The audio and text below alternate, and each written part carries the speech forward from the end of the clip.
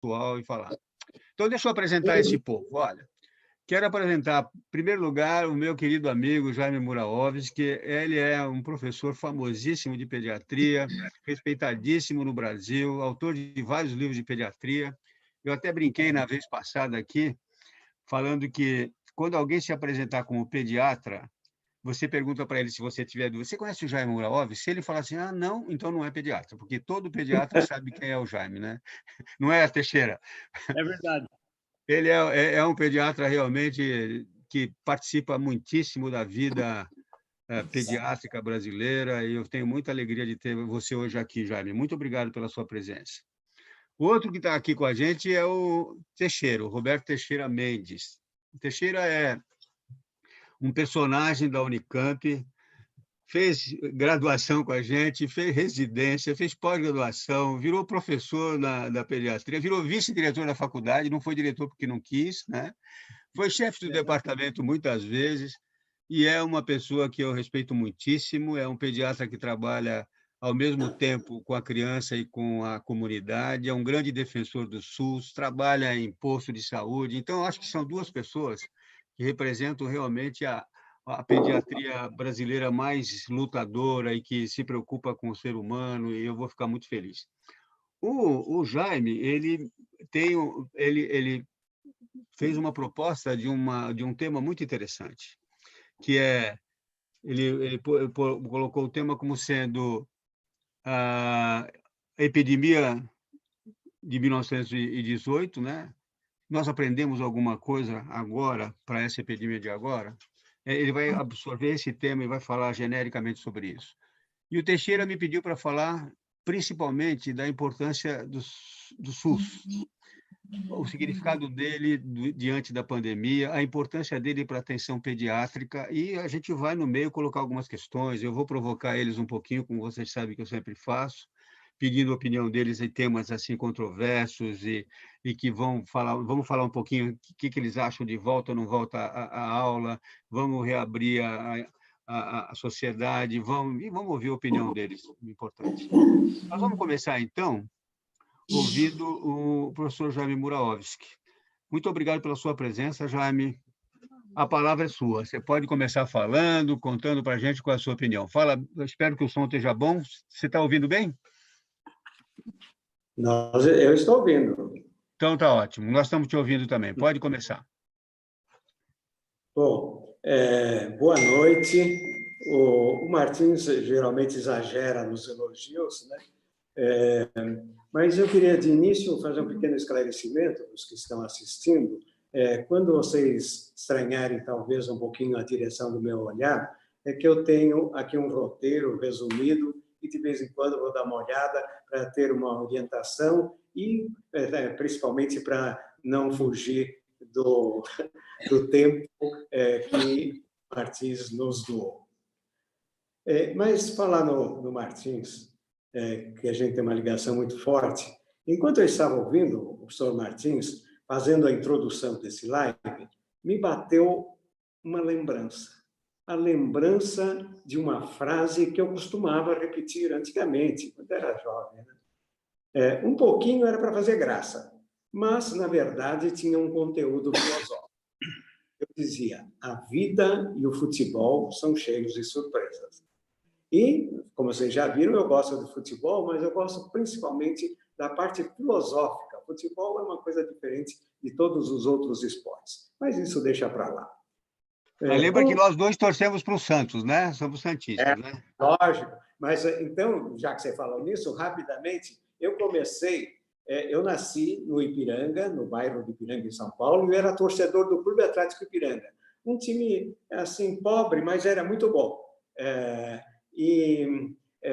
Depois, em 1948, em 1958, o Ipiranga desistiu do futebol, não aguentava mais. E, então, eu fiz uma coisa que quase ninguém faz, eu mudei de time. Naquela época, eu mudei para o Santos.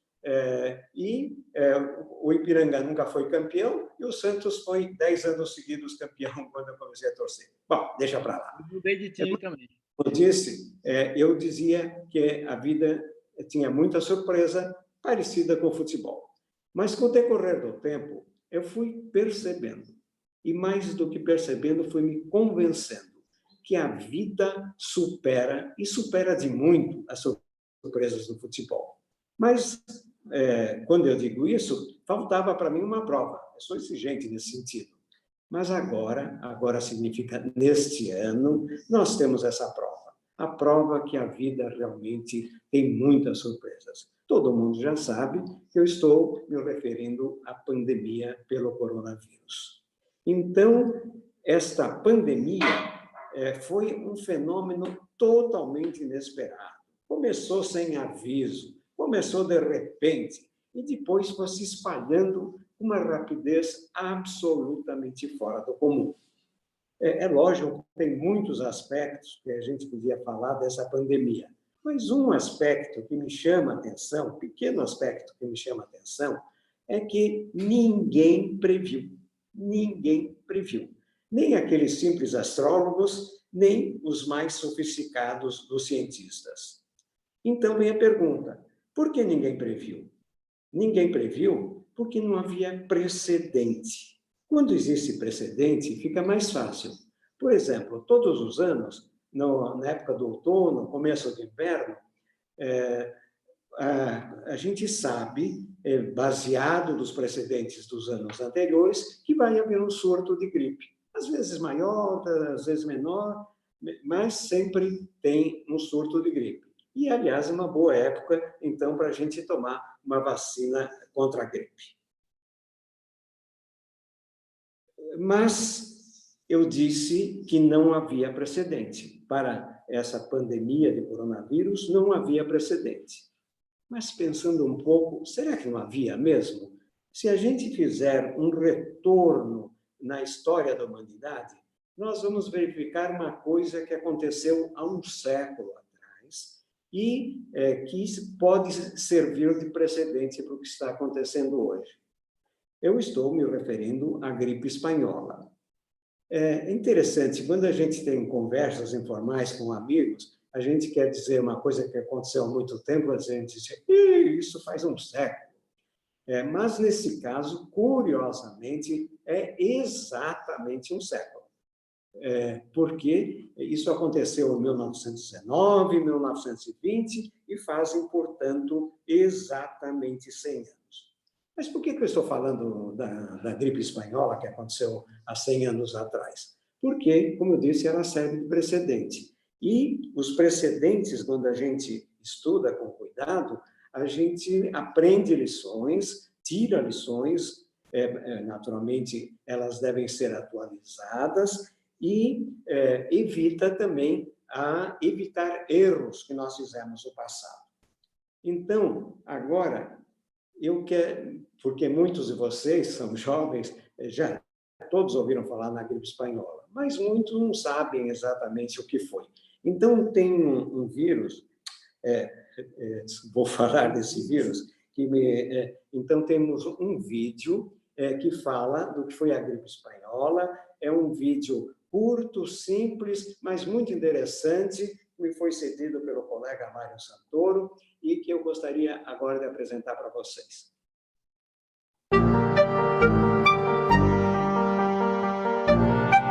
O brasileiro já viu esse filme. Ruas vazias, lojas e restaurantes fechados, cadáveres empilhados nas calçadas. Coronavírus? Não.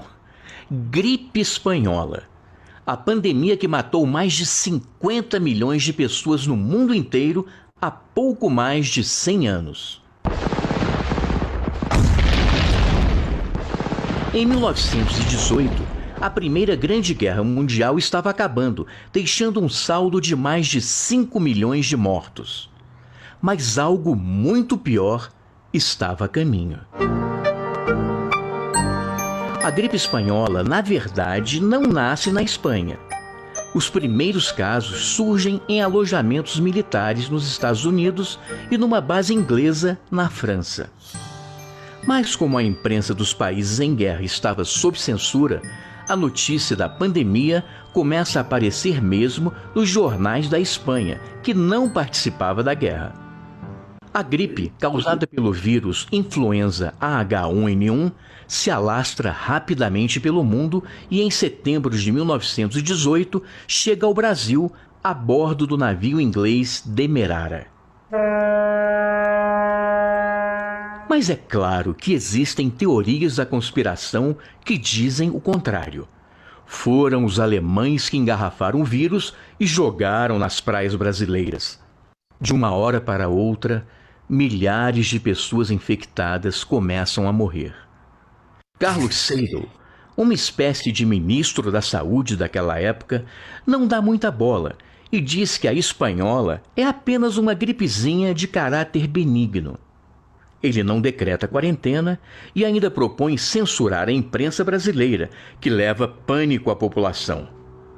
Mas são justamente os jornais que revelam o que está acontecendo aqui e no resto do mundo. Para vencer a pandemia, o remédio conhecido é isolamento e internação hospitalar.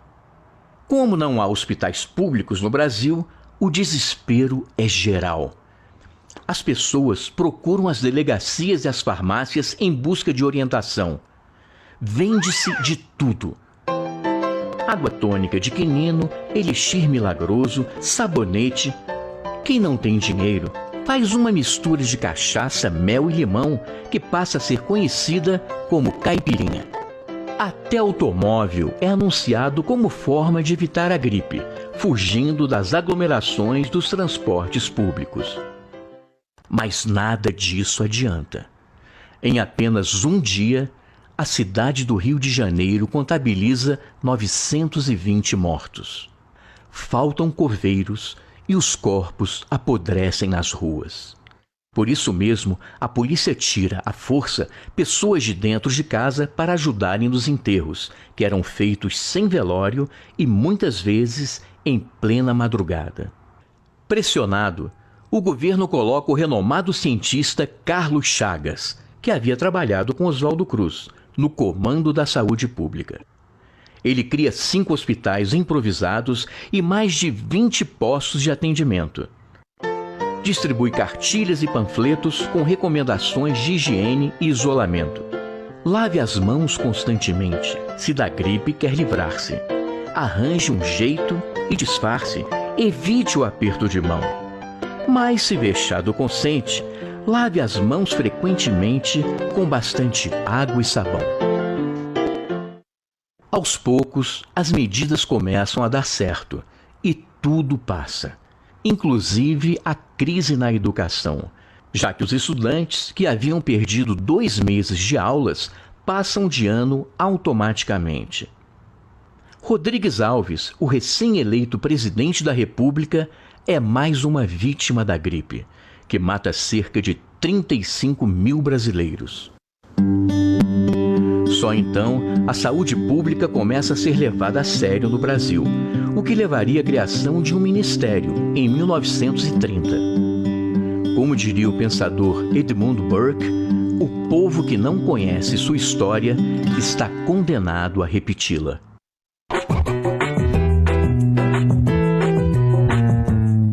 É impressionante realmente como as coisas são parecidas o que está acontecendo hoje e um século atrás.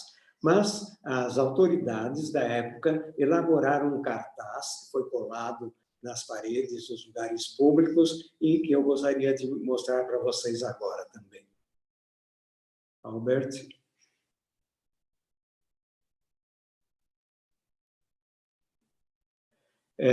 Não era esse, é o anterior, mas esse anterior...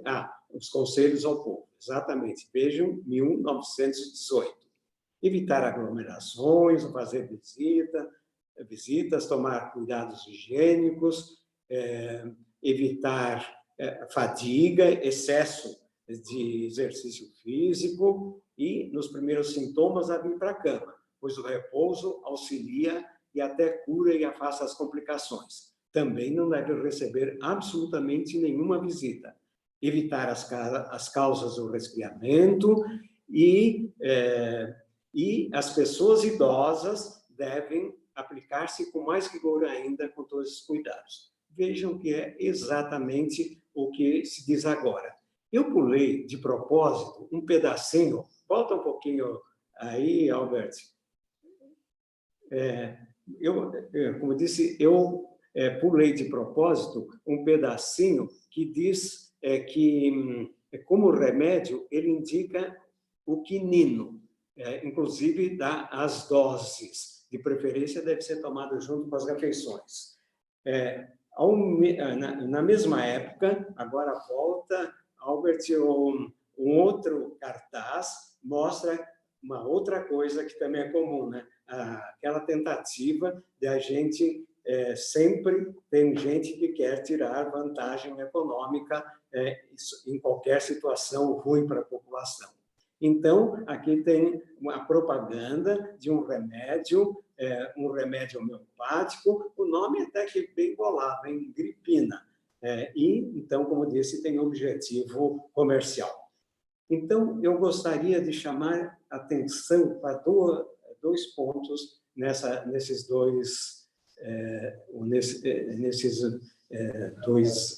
dois cartazes mostrados.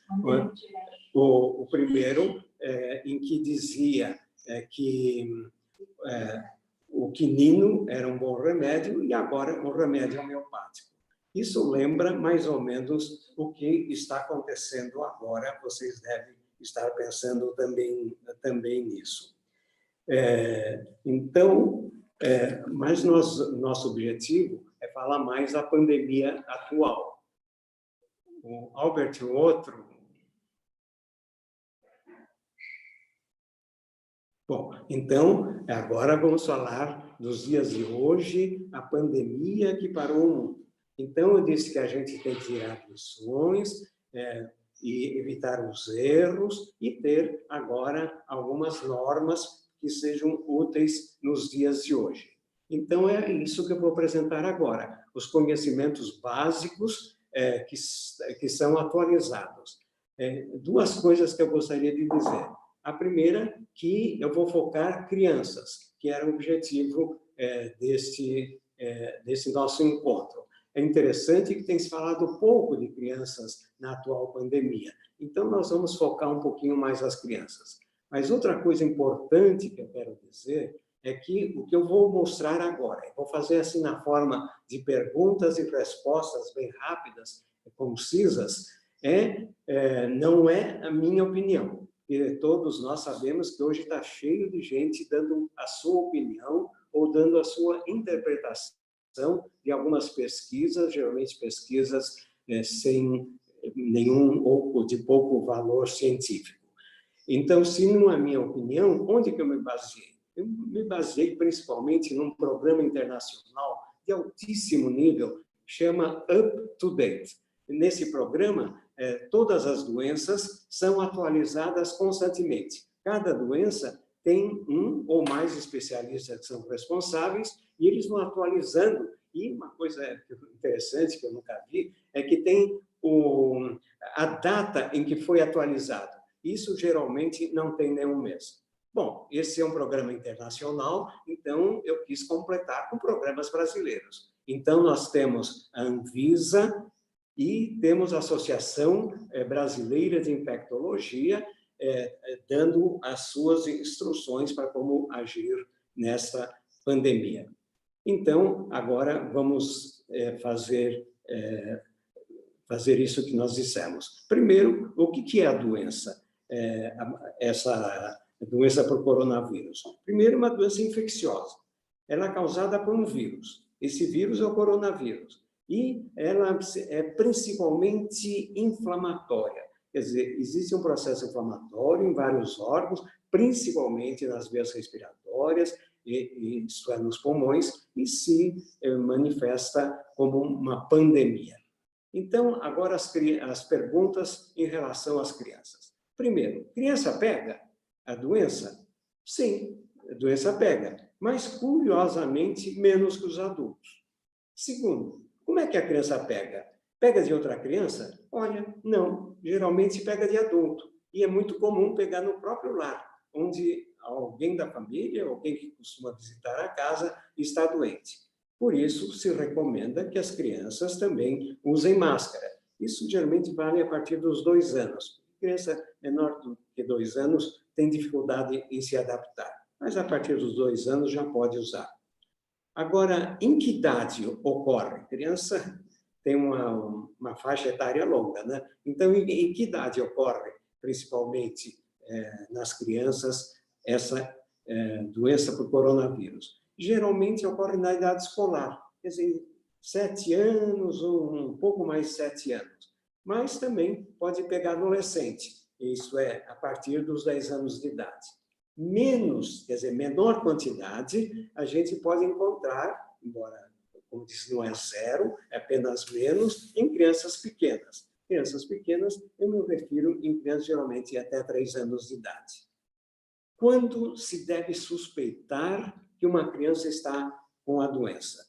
Primeiro, quando a gente identifica um contato. Essa criança teve contato com um adulto, geralmente, como eu disse, e esse contato, ou o adulto que tem a doença comprovada, ou pelo menos suspeita, né? Então, a gente tem que ficar de olho, tem que ficar atento. Por quê? 4 a 5 dias depois, que é o período de incubação, começam a aparecer os sintomas quando a criança está doente. Atenção, esses 4 ou 5 dias pode se estender um pouco mais, e pode ser até 14 dias. E o que acontece, então, nesta fase que começam a aparecer os sintomas? Geralmente, febre baixa, geralmente, o que assusta é febre alta, criança. Aqui é febre baixa. O que é febre baixa? Febre abaixo dos 38 graus. Geralmente acompanhado de tosse. Quer dizer, no começo parece um resfriado. Acontece que com a evolução ela vai se agravando, aparece dor no corpo, dor de cabeça, dor de garganta, a criança fica fraca, sente fraqueza e começa, na fase pior, uma certa dificuldade para respirar. São só sintomas respiratórios? Não, também existem sintomas digestivos, vômitos, dor de barriga e diarreia acentuada. Às vezes, pode aparecer só esses sintomas digestivos, mas o mais comum é ter esses sintomas digestivos associados àqueles sintomas respiratórios que eu referi antes. E uma coisa que se acrescenta é a erupção, quer dizer, aquela vermelhidão que aparece na pele, que também caracteriza essa doença. Pergunta seguinte: a criança tem doença grave? Olha, poder pode, mas são raros. Olha que interessante. Por isso, são poucas as internações. Tem pouca criança internada. Mas, como eu já disse, o perigo maior é em criança até 3 anos de idade. Criança até 3 anos de idade tem menos, mas quando tem é mais grave. Então, a criança teve a doença, como disse, não precisou ser hospitalizada, que é o mais comum. Quanto tempo ela leva para a recuperação, hein? Leva geralmente 1 semana, mas pode durar até 2 semanas. Um detalhe que a gente precisa estar atento. Às vezes, quando completa 1 semana, em vez de melhorar, ela começa a piorar a parte respiratória, a parte pulmonar e às vezes precisa de hospitalização. Então, a gente não pode baixar a guarda. A criança transmite a doença? Olha, não é comum, mas pode transmitir. E é mais adolescente que transmite. E aí vem uma dúvida que, aliás, está sendo discutida bastante. A criança pode voltar para a escola? Como eu já disse, não quem transmite para a criança é adulto. A criança não passa para a criança. Mas isso, estou me referindo a crianças pequenas, porque as crianças grandes e adolescentes podem passar. Ora, se a criança vai na escola, ela pode ter contato com outras crianças maiores, tem que fazer o transporte de ida e volta, então, decidir a reabertura da escola tem que ser visto e examinado com muito cuidado. Então, agora, nós, como disse, estamos sofrendo uma pandemia. Albert, você pode colocar só por curiosidade, aquele outro cartaz que fala, que é um cartaz sobre a pandemia atual. Se não puder, também não tem muita importância. Mas eu queria que isso fosse... o Albert é terrível.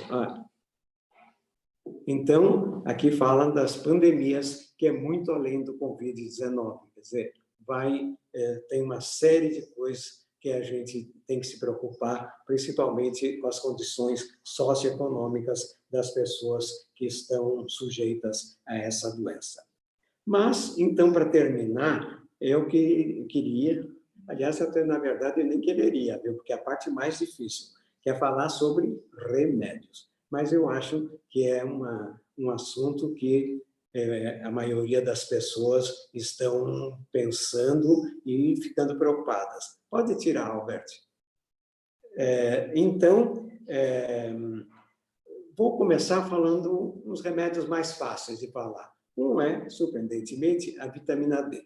Vitamina D, o pediatra tem uma ligação quase afetiva com a vitamina D, porque há muitos anos que o pediatra receita a vitamina D, desde o recém-nascido, mesmo aqueles que estão mamando leite de peito, que é o alimento ideal para a criança, o alimento perfeito, e precisa de vitamina D. Sim, é útil a vitamina D, principalmente para aquelas crianças que a gente sabe que hoje são a maioria, que não conseguem ter ou usar um banho, ou conseguir um banho de sol, que seria, no horário apropriado, que seria a melhor coisa para evitar aquilo que a vitamina D evita. Isso é o raquitismo, a doença dos ossos frágeis. Mas é interessante, com o tempo, os pediatras perceberam que a vitamina D não era só para evitar raquitismo, ela aumenta também a imunidade e, portanto, protege contra doenças infecciosas e até outros tipos de doença. Por isso, hoje se recomenda, principalmente nos indivíduos que já estão na idade média, estão partindo para serem idosos. Até para quem está assistindo, eu recomendo que vocês façam uma dosagem de vitamina D no sangue. Um exame simples, acho que não é caro, e se der menos que 30 miligramas por dia, vocês devem tomar vitamina D. Eu até vou dizer a dose. Para criança é 400 unidades. Geralmente é 2 gotinhas daqueles remédios de vitamina D. Para adulto é 2.000 unidades por dia. Vocês devem ter visto, como sempre acontece, teve gente recomendando uma dose, vou dizer, cavalar de vitamina D para proteger contra a doença coronavírus. Na verdade, é perigoso e acaba não protegendo coisa nenhuma. Então, além da vitamina D, eu gostaria também de falar sobre a dexametasona, que surgiu agora. A dexametasona é um corticoide. O corticoide tem ação principalmente anti-inflamatória. E eu já referi que o coronavírus provoca uma inflamação.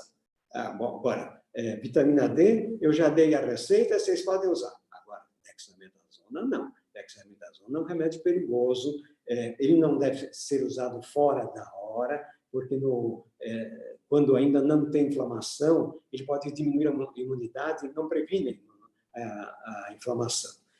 Então, deve ser também não deixar a inflamação ficar muito acentuada. Então, tem que ser no ponto certo, e aí precisa a orientação do pediatra. Mas eu vou falar agora dos remédios que realmente todo mundo fala e todo mundo se preocupa. E muita gente dá palpite, né? O primeiro deles foi a cloroquina, ou melhor, a hidroxicloroquina. A hidroxicloroquina parecia um milagre. Evitava e curava a doença. Algumas pesquisas pareciam que mostravam que a cloroquina era interessante, mas com a experiência e com as pesquisas mais bem feitas, todas as principais organizações do mundo hoje dizem que cloroquina não serve para nada. Que decepção, né? No lugar da cloroquina, nós temos hoje, também agora se falando muito, a ivermectina. A ivermectina é um remédio para vermes, por isso que ela chama ivermectina. Agora ela está tomando um pouco o lugar da cloroquina. mas, na verdade, ainda não existe nenhuma comprovação que ela é útil e o que é mais provável que ela vai seguir o mesmo caminho da cloroquina. Eu sei que muitos estão decepcionados, alguns até provavelmente vão reclamar, mas isto é o que dizem as principais, as mais importantes, que não têm influência política, associações médicas do mundo, que dizem que, no momento, não existe nenhum remédio que sirva para tratamento ou para prevenção da cloroquina. Então, nós não vamos fazer nada? Não, lógico que vamos fazer. Em primeiro lugar, aqueles cuidados que eu já referi, né? Isolamento, máscara, lavar as mãos, uma alimentação adequada, pode ser até com vitamina D, ar livre e exercícios moderados. Também não vamos exagerar, né? Então, o que eu diria para os adultos é que eles devem se cuidar e cuidar das crianças. E cuidar, principalmente numa fase até que a gente atinja, que hoje é o nosso grande objetivo, que se chama vacina. A vacina, sim. A vacina é uma coisa correta, certamente ela vai existir, já está adiantada, muitos estudos são adiantados, mas o que acontece é que a notícia boa é que ela certamente vai existir. Notícia não tão boa, que provavelmente vai demorar um pouco, e a gente espera que seja para meados do ano que vem. Mas, então, eu volto a dizer que os adultos, eles devem cuidar de suas crianças, devem cuidar das nossas crianças. E, para fazer isso, eles também devem se cuidar. Então, cuidem-se, cuidem das crianças, cuidem-se, sejam felizes. Chico, Jaime, olha, eu não te interrompi. Você tinha me dito que vou chegar a 24. Chegou só a 31 e eu deixei, porque foi ótimo. Parabéns. Olha, eu vou te falar uma coisa também. Estou assim morrendo de inveja, porque tem um monte de coisa aqui de gente falando, mas só te elogiando, só te bajulando. E amigos comuns nossos, sabe quem é que está mandando um abraço para você e para mim? O Itamar, lá do Maranhão, nosso grande amigo. Ele mandou aqui o Cecim de Florianópolis, outro nosso grande amigo. Olha, parabéns, foi muito bom e com muito prazer eu dei o dobro do tempo para você porque nós hoje estamos com 2 exatamente para isso. E agora depois nós vamos jogar as perguntas todas, né? Vamos perguntar para você, não falou nada da síndrome de Kawasaki-Lai, que eu vou te perguntar depois, mas a gente vai ter muitas perguntas. Vamos passar agora para depois juntar tudo isso. Olha, inclusive aqui tem gente assim te declarando. A Karen falou assim: eu amo o Dr. Jaime. O Itamar disse assim: boa noite, turma do bem. Turma do bem somos nós. Aí ele incluiu você e o Teixeira. Viu? E os teus netos estão mandando um abraço para você. Tua esposa está mandando. Olha, você fez sucesso, viu? Você está com uma baita ibope aqui, tá bom? E nós estamos. Aí as perguntas estão chegando.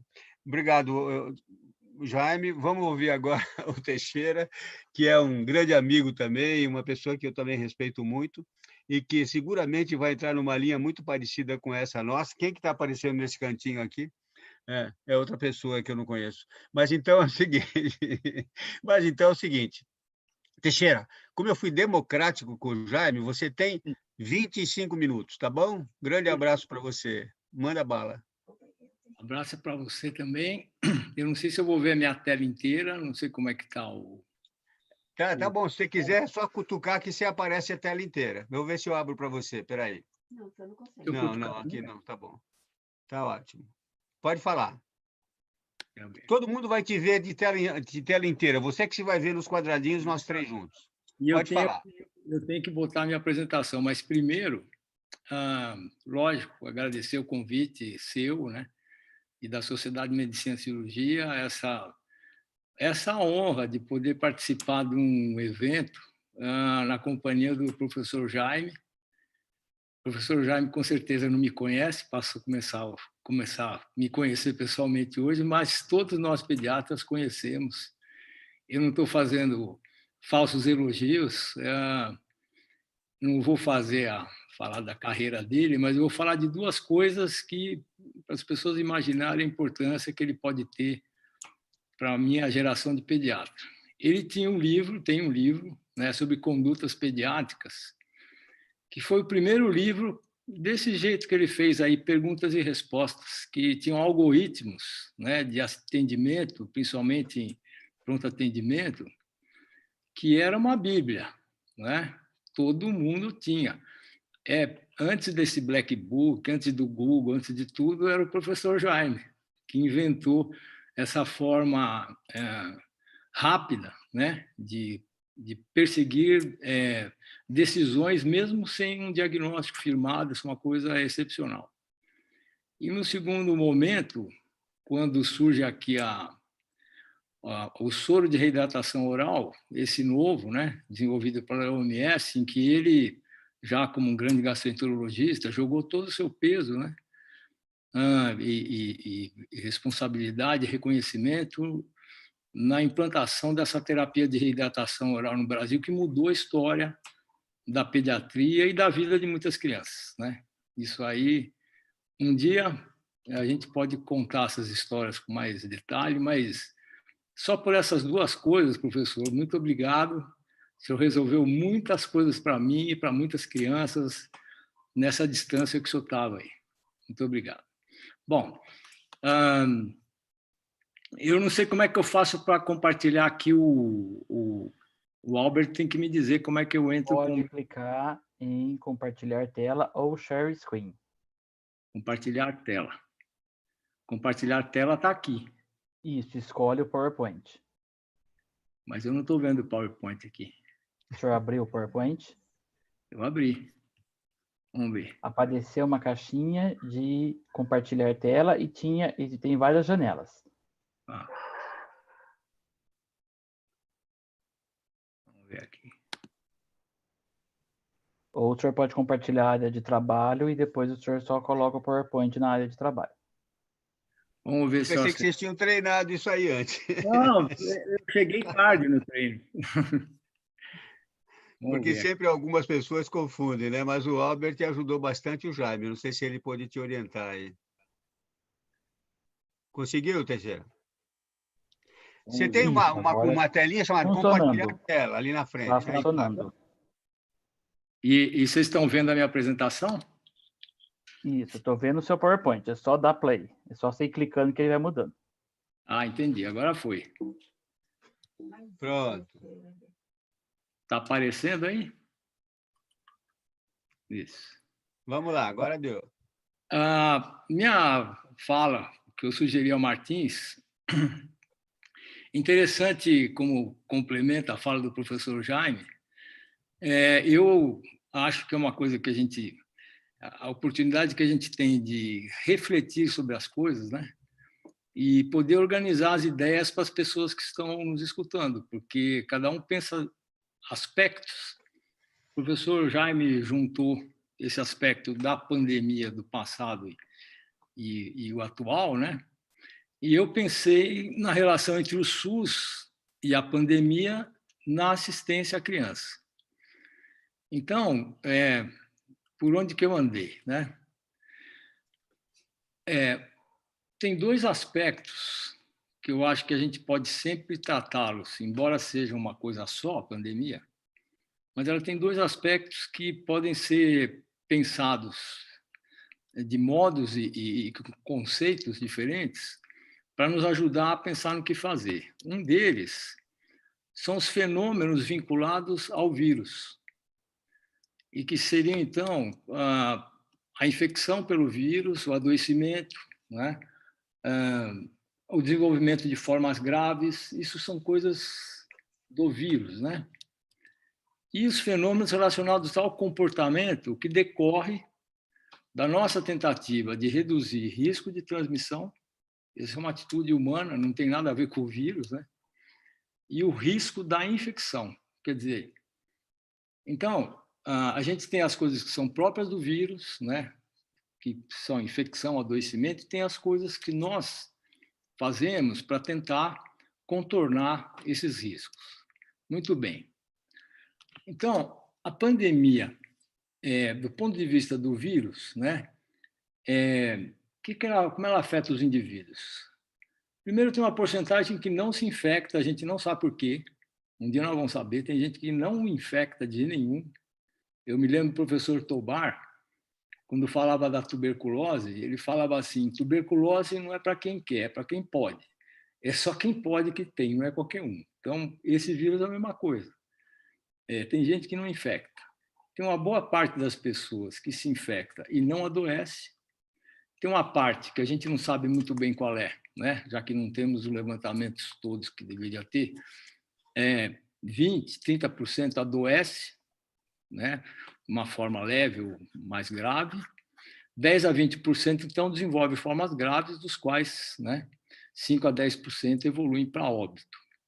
Então, isso é o que o vírus causa nos indivíduos que adquirem o vírus, né, ou que entram em contato, ou se aproximam do vírus. Aí tem outro lado, que é o evento pandemia.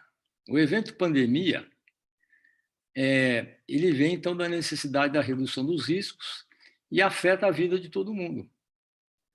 Ou seja, nós temos hoje, sei lá, quantos milhões de infectados no Brasil? 2 milhões? Mas nós temos 200 milhões afetados pela pandemia. Eu acho que esse é um aspecto da pandemia que nós, médicos, a gente passa por ele como todos os outros, mas a gente não pensa, né, sobre que efeitos isso pode ter. Bom, isso afeta, evidentemente, o trabalho e a produção, isso aqui tem mais a ver com o adulto, né? Quem pode vai para o home working, quem não pode vai trabalhar do jeito que dá, afeta a escola, e aqui afeta muito as crianças, né? Afeta a convivência familiar entre os amigos, afeta muito, tanto para as crianças como para os adultos. Afeta o transporte, esse negócio que a gente sempre exige, né? O direito de ir e vir. A gente perdeu o direito de ir e vir, e não foi por uma decisão legal, né? E afeta o lazer, que é uma parte importante, principalmente na vida das crianças. Então, como é que a criança e o jovem, né? Estamos falando da moderna pediatria, que atende até pelo menos 18 anos, é afetada. Então, como disse o professor Jaime, o vírus afeta com muito menor frequência, menor intensidade e menor gravidade as crianças e os jovens, né? Outro dia estava pensando que o vírus está ajudando a comemorar os 30 anos do Estatuto da Criança e do Adolescente, porque poupou, né? Foi condescendente. Mas o evento pandemia afeta muito mais intensamente as crianças e os jovens do que os adultos, não é? Quem assistiu semana passada a palestra do professor Ivan Capelato, ele falou exatamente sobre isso, como é que as pessoas são afetadas, né? Então, eu considero que, lógico que a epidemia e o vírus e a doença é uma coisa gravíssima, mas a pandemia é alguma coisa que a gente está sabendo lidar menos do que com o próprio vírus, né? E um conceito fundamental que ele propôs lá é o de ambiência, que é a perda daquele local onde você é você. Então, os adultos é no trabalho, as crianças pequenas é a creche e a casa, as outras a pré-escola, as crianças maiores a escola. Essas preocupações, esses ambientes que as crianças vivenciam e que elas perderam, né? E foram todos para dentro de casa, né? Aí a convivência em casa mudou para todos, né? Para os adultos, para as crianças, principalmente a falta de amigos, a falta de brincadeiras, o recreio, que são partes dessa ambiência, né, que a criança vivencia, os grupos, para as crianças, para os jovens, né, para os adolescentes, os namorados, namoradas, os rolês. O rolê, que se chama rolê hoje, a gente chamava de outras coisas, é exatamente onde os adolescentes vão fazer aquilo que os adultos não podem saber que eles fazem, né? Então, é onde eles se colocam em risco, mas onde eles experienciam coisas que hoje está impossível. Nem virtualmente se consegue, né? Então, do meu ponto de vista, embora os vírus estejam poupando as crianças, a pandemia não. A pandemia pegou pesado com as crianças pequenas e os jovens, né? E como estão hoje as crianças e jovens no Brasil? Bom, rapidamente, né? Menores de 18 anos no Brasil hoje são 58 milhões, 23% da população. Menor de 12 anos são 35 milhões, mais de 50% é parda, 7% é negra. E por que eu chamo a atenção disso? Porque hoje a gente percebe que existe uma diferença, né? Embora a gente não acentue essa diferença como alguma coisa que a gente deva investir na diminuição, né, da pessoa pela diferença, de fato isso acontece. Então, e a população que mais aumenta de jovens é a população parda e negra. Então, nós pediatras vamos ter que, como advogados das crianças, né, vamos ter também que nos envolver com isso. Nós melhoramos muito com relação às crianças que estavam fora da escola. Em 1990, a gente tinha 20%, mas em 2015 são 7%. As taxas de homicídio entre 10 a 19 anos desses meninos, em 2000, eu perdi a visão aqui, mas acho que é de 2015, era mais de 11 mil meninos e meninas, só que 10.500 meninos. E a gente imaginava que isso ia diminuir, né, com a pandemia. Parece que não. Curiosamente, parece que a taxa de homicídio em meninos, mas também em adultos, aumentou com a pandemia, né?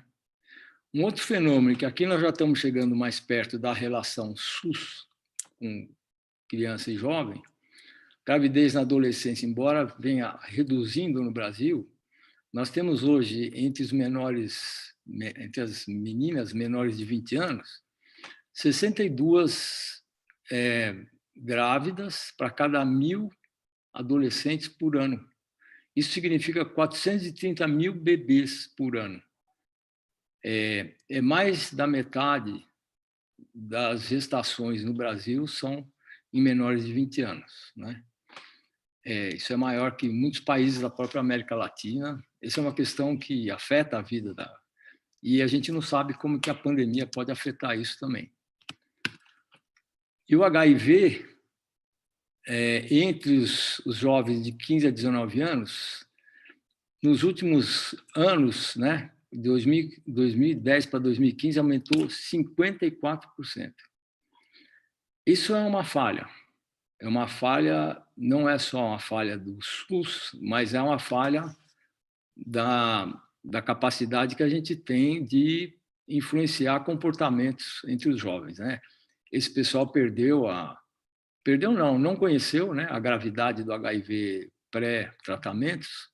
Eu acho que perdeu o medo, mas junto com isso vem luz, sífilis, né? Vem gonorreia e as outras sexualmente transmissíveis, e o SUS tem que se ater a isso, e a pandemia a gente não sabe como vai afetar isso. Bom, e o SUS? O que seria, né? Bom, todo mundo sabe, o SUS é um sistema bastante abrangente, é bastante capilar, ele chega perto dos locais de moradia das pessoas, embora com grandes diferenças regionais, mas naquilo que é próprio, né, do Sistema Único de Saúde, que é a atenção básica, ela é razoavelmente equilibrada entre as regiões, né? Se levar em conta que tem ações programáticas, né? Tem atendimento, tem várias atividades próprias para as crianças, né?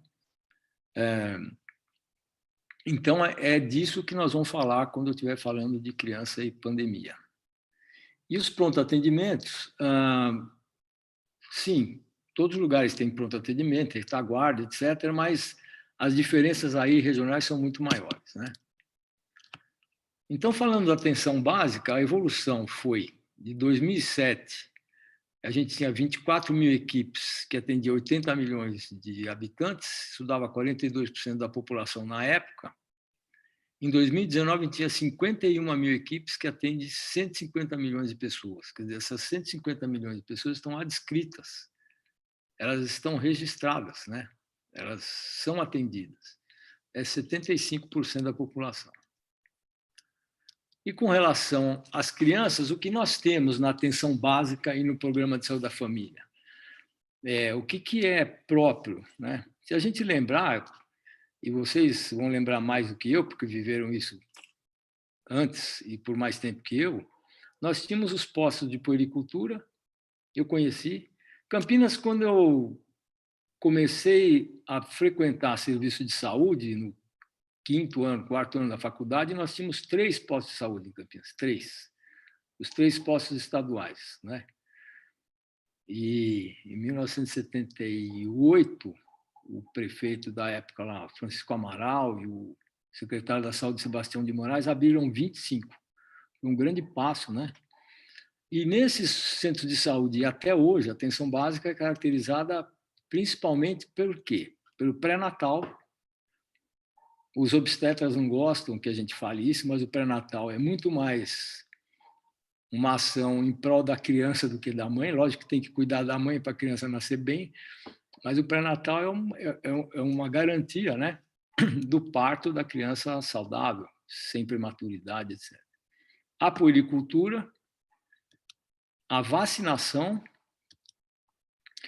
Hoje temos visita domiciliar, nós temos uma boa parte da assistência das unidades básicas é feita por demanda espontânea, nós temos odontologia, hoje bastante espalhada, e tudo isso, de 1990 a 2015, nós tínhamos 47, a mortalidade infantil era de 47 por 1.000 nascidos vivos, e isso, em 2015, caiu para 13 por 1.000. Não foi só o SUS, evidente que houve uma melhora nas condições de vida das pessoas, mas foi muito importante a ação, principalmente do pré-natal, puericultura e vacinação, né? Veja só como é importante o investimento em saúde e a garantia das condições de vida das pessoas. De 2015 a 2016, que nós começamos a enfrentar a dificuldade econômica e afetou a vida das pessoas, o financiamento da saúde, houve um aumento, né, de 6% na mortalidade infantil em um ano. Imagine, né? Também com relação à vacinação, em 2015, nós tínhamos 95% das crianças vacinadas contra a polio, em 2017 já caiu para 79%. Uma queda menor com a MMR, porque era uma dose só nessa época, né? Então, caiu para 85%. Muita gente fala das campanhas anti-vacina, né? Eu acho que quem frequenta o SUS nem sabe que existe isso, e se tiver vacina, eles vão lá. Então, o que tem mesmo é falta de vacina e falta de esquema vacinal. Às vezes tem dificuldade de comprar, a vacina falta no mercado, a mãe vai dar, não tem, acaba perdendo a chance. Então, depois nós vamos ver, isso afeta muito, durante a pandemia piora, né? E Campinas, né? Como é que Campinas lida com toda essa situação? Isso aqui é o mapa de Campinas, as regiões administrativas. Aqui nós temos a rodovia Dom Pedro I, a Anhanguera, a Bandeirantes. A cidade, o centro é aqui, né?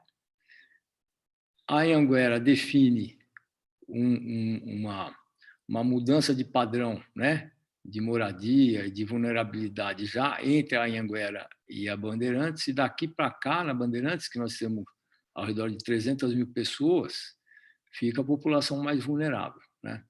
Temos grandes vazios, né? Ainda bem, ainda temos grandes vazios populacionais em Campinas. Então, como se distribui a rede de atenção básica em Campinas, né?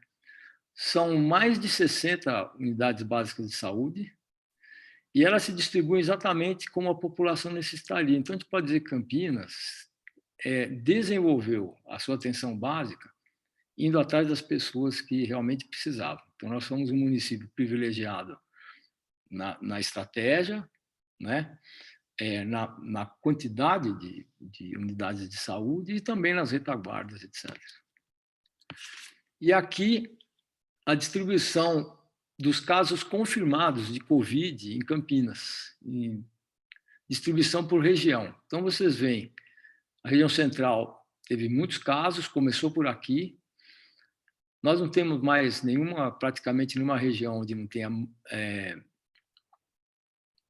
casos confirmados, e as últimas regiões a ser afetadas são as regiões mais distantes. O total é de 12.200 casos, sendo que 85% é de síndrome gripal e 15% de síndrome respiratória grave, né? Como eu disse lá. O que nos interessa aqui é isso confirmando o que o professor já tinha citado, né? Os casos confirmados em Campinas até 17 de julho, semana passada, é síndrome gripal por faixa etária e sexo. Então, 0 a 9 anos, muito baixa, aumenta um pouco 10 a 19, depois aumenta mais, depois começa a cair por conta da diminuição das pessoas nessa faixa etária, né? E aqui os casos internados, professor, entre serviços públicos e privados. Então, crianças internadas no dia 14 de julho. Nos PS infantis nós tínhamos 6, no privado não tinha nenhuma. No PS adulto tínhamos 15, no privado nenhum. Nas enfermarias 22, aqui nenhum. Enfermaria Covid, 216 no hospital público, 135 no privado. UTI geral e Covid, 224. O que é curioso é isso aqui. Quer dizer, nós temos 14 crianças internadas por síndrome respiratória aguda grave em UTI pediátrica e neonatal, mais 30 no privado, né? Então, essa diferença entre adulto e criança fica bem marcado aqui. Isso aqui, um gráfico mostrando a ocupação das UTIs do dia... na verdade, é 9/4 aqui, até o dia 14/7, quando foi feito o fechamento. Esse azul aqui é o municipal, as UTIs municipais ficaram muito tempo 100% ocupadas, as privadas quase ocupadas 100% um bom tempo, e a pública estadual aumentando aqui, né? Então, a gente ainda tem uma pequena reserva, né, de espaço nas UTIs, mas é pouco. E aqui também... mas voltando para a expressão da doença na população pediátrica, confirmando o que o senhor falou, professor. Então, em azul são os casos de síndrome grave, em vermelho são os óbitos, e em verde a letalidade. Então, de 1 a 9 anos, até o dia 14 de julho, nós não tínhamos nenhuma morte. Depois de 10... Não, tínhamos, né? Casos, mas morte não. 10 a 19, acho que aqui tinha uma morte. 10 a 19 vai aumentando, total de casos, a mortalidade pouca. Na faixa etária mais alta, ainda tem bastante casos, mas a mortalidade, então, muito maior, a letalidade. Então, a letalidade aqui é de 3%, de 1 a 9 anos, em Campinas, né? E de 10 a 19, 0. Não morreu ninguém até o dia 14. Confirmando isso. E aqui um gráfico do Hospital das Clínicas, também casos confirmados em cinza e os óbitos em vermelho. De 0 a 9 anos, não tivemos nenhum óbito. De 10 a 19, um só. Repete mais ou menos Campinas, confirmando isso de que afeta menos, né, a população infantil. Bom, para enfrentar a pandemia, o município de Campinas, a Secretaria de Saúde, a Prefeitura, agiu muito rápido, né? Então, chegamos nos 25. Vai dando uma fechadinha para a gente debater, que tem muita pergunta. Não. É legal. O que aconteceu é que houve uma mudança abrupta, no timing correto, mas foi muito rápida para conseguir compatibilizar as novas necessidades com o que a gente já fazia, né? Então, algumas UBS abriram pronto atendimento, não tinha pronto atendimento com respirador, nada disso, passou a ter, né? Então, isso gera um estresse na equipe, né? Não é todo mundo sabe entubar. Algumas UBS passaram a fazer atendimento de pacientes crônicos, principalmente, né?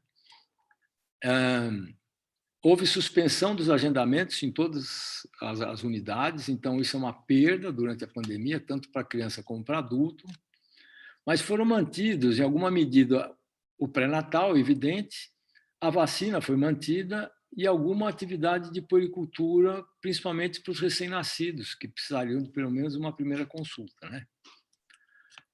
E uma separação de fluxos, separando quem tinha queixa, principalmente respiratória, de pacientes sem queixa, para poder, inclusive, organizar as áreas livres de Covid, né? Algum teleatendimento foi estruturado para orientação, né?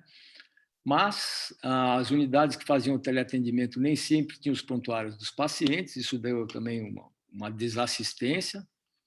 Muitos funcionários afastados, e um contingente novo de profissionais recém-contratado é bom, né? Novos, porque muita gente foi afastada, mas também, como são novos, é difícil de se adaptar. Bom, então, para terminar, considerações sobre assistência pediátrica, né? Com relação à Covid. A faixa etária é pouco atingida e baixa gravidade, e a gente acha que também tem baixa transmissibilidade. Aí fica a pergunta de quando voltar às aulas, como será? Será que essas crianças vão se infectar mais e transmitir mais? E a consideração principal é essa aqui, quer dizer, as crianças têm amplo acesso à rede assistencial de saúde para urgência e internação, são bem assistidas frente à pandemia. De novo, a criança é pouco afetada pelo vírus e a retaguarda que ela tem é boa. Então, não é um problema para a criança a infecção pelo Covid. Mas temos problemas, né? Quais são os problemas? Suspensão da rotina, muitos pacientes de segmento ficaram sem atendimento, redução muito grande na demanda espontânea das crianças. Nós temos residentes em UBS, elas às vezes ficam a manhã inteira, a tarde inteira, sem atender nenhuma criança, né? Redução da vacinação, não por falta de vacina, mas porque os pais não levam para vacinar, né? Dificuldade de visita domiciliar, que é uma coisa que afeta a vida de muita gente, principalmente quem está retido ao leito, né? E um problema sério que é para os jovens, os CAPS e J, que são os Centros de Atendimento Psicossocial Infantil e Juvenil, estão fechados, né? Então, tinha gente que era seguida lá, está sem seguir. Tinha gente que, por conta da pandemia, possivelmente precisaria, né, de um acompanhamento lá, não tem. Agora, pulando um pouco acerca da saúde, né? Então, considerações finais que eu gostaria de fazer é sobre o suporte público à criança durante a pandemia. Essa é a minha opinião, né? O professor falou que não ia dar opinião porque ele tinha os elementos bem fundamentados, né, para emitir o seu juízo sobre trabalhos. Eu não. Eu penso o seguinte: se alguém deveria sair de casa durante a pandemia, são as crianças. A gente tinha que dar um jeito dela sair de casa. Criança dentro de casa não vive, não é? Então, sair como e sair para quê? Para brincar, né? Não tem nada mais importante para quem tem menos de 6, 7 anos do que brincar. Ele não precisa de aula, ações pedagógicas, não precisa. Vocês sabem disso, né? Como? De modo organizado, quer dizer, você tem centenas de escolas, né? Cria uma rotina com conteúdos pedagógicos lá, etc. Principalmente os filhos de trabalhadores essenciais. Onde é que essas pessoas deixam os filhos? Não é? Quem tem que trabalhar é enfermeiro, o marido também trabalha na limpeza pública, sei lá. Onde é que ficam essas crianças, né? E muitos informais, né? Que não tem como não trabalhar. Então, teria que dar um jeito de abrigar essas crianças. Não estou falando de ensino na escola, estou falando de espaço protegido. Praças de esportes, praça pública, parques poderiam receber os cuidadores das crianças com supervisão de monitores. Eu não acho isso impossível, não é? Pouca gente, mas todos os dias, né? As pessoas vão circular, tomar sol, vitamina D, né, professor? E isso é possível com a integração de secretarias, né? Secretaria de Educação, Assistência Social, Cultura e Educação Física, promover ações organizadas. E, para terminar mesmo, nós temos em Campinas, desde 2018, isso é uma coisa muito importante, eu participei um pouco dessa elaboração, um programa que chama-se PIC, Programa Primeira Infância Campineira, que propõe e desenvolveu uma política muito bem articulada entre essas secretarias, né,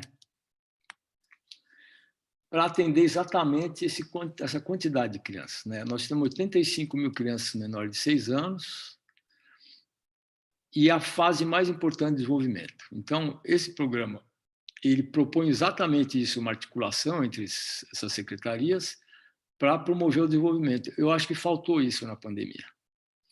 Agora, professor Jaime, eu sou um cara otimista, o professor Martins me conhece bem. Mas eu, como pontepretano, você é santista, acostumado a ganhar. Eu, como pontepretano, eu não sei o que vai vir de novo primeiro, se uma vacina nova ou uma nova pandemia, né? A gente não sabe. O mundo como está, tem até a praga do Egito aí do lado, né? Os gafanhotos estão aí do lado. Quem imaginava? Então, o aprendizado da nova pandemia, para mim, passa por isso, né?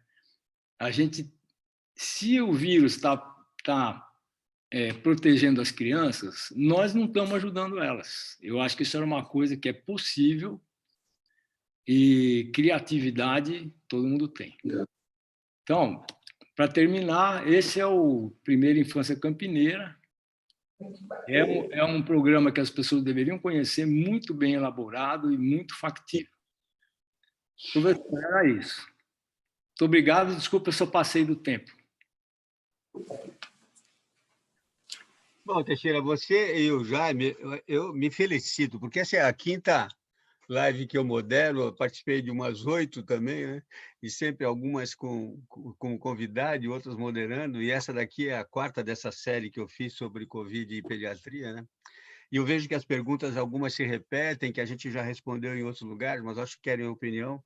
E eu fiquei muito contente que você deu uma visão muito importante sobre como Campinas está lidando com as crianças e o que está acontecendo. Desculpem, gente, é que de vez em quando tem uns ruídos estranhos aqui. Mas, na verdade, eu acho que algumas colocações que você fez foram muito interessantes. Outra coisa que eu lembrei, eu até te falei, né?